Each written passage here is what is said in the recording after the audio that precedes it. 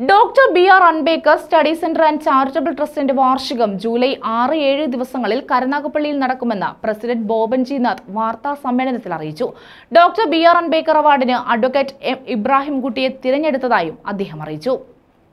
യുവജന സമ്മേളനം, വനിതാ സമ്മേളനം, സ്കൂൾ കോളേജ് വിദ്യാർത്ഥികളെ സംഘടിപ്പിച്ച ക്വിസ് മത്സരം, നിർധനരായ മാരക രോഗമുള്ളവർക്ക് ചികിത്സാ ധനസഹായം, സാമ്പത്തികമായി പിന്നോക്കം നിൽക്കുന്ന 133 പേർക്ക് 1000 രൂപയുടെ ഭക്ഷ്യധാന്യ കിറ്റ് എന്നിവ നൽകുമെന്ന് അംബേദ്കർ ട്രസ്റ്റ് ഭാരവാഹികൾ പറഞ്ഞു.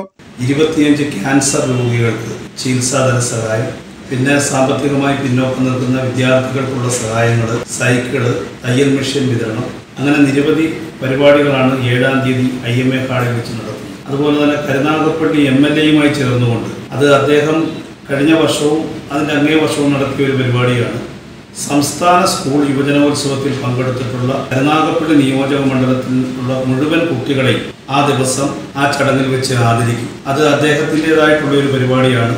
നമ്മുടെ സംഘടനയുമായിട്ട് ചേർന്ന് അദ്ദേഹം തന്നെ മൊമെന്റോ തയ്യാറാക്കി നമ്മളുമായിട്ട് ചേർന്ന് അദ്ദേഹത്തിൻ്റെ ഒരു ആദരവ് കൂടി നമ്മൾ ഈ പരിപാടി വെച്ച് നടത്തുന്നുണ്ട്. പിന്നെ ഇപ്രാവശ്യം അംബേദ്കർ അവാർഡ് നമ്മുടെ കഴിഞ്ഞ വർഷം OICC ഇൻകാസ് ചെയർമാൻ ശങ്കരപ്പിള്ള ചേട്ടനായിരുന്നു. ഇപ്രാവശ്യം കരുനാഗപ്പള്ളിയിൽ എൻ്റെ റേഡിയോയുടെ ചെയർമാൻ, അതേപോലെ തന്നെ ഹൗസ് ഫണ്ടിൻ്റെയൊക്കെ ചെയർമാനായിട്ടിരിക്കുകയും വിദ്യാർത്ഥി യുവജന രാഷ്ട്രീയ രംഗത്തൂടെ കടന്നു വന്ന് കുലശേഖരപുരം പഞ്ചായത്ത് പ്രസിഡന്റൊക്കെ ആയിരുന്ന ഇബ്രാഹിം കുട്ടി അഡ്വക്കേറ്റ് അദ്ദേഹത്തിനാണ് നൽകുന്നത്.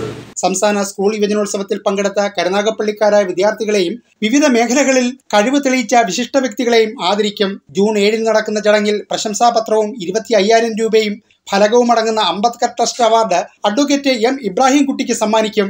വാർത്താ സമ്മേളനത്തിൽ ട്രസ്റ്റ് ഭാരവാഹികളായ ചൂളൂർ ഷാനി, R. സനജൻ എന്നിവരും പങ്കെടുത്തു. ന്യൂസ് ബ്യൂറോ, കൊല്ലം.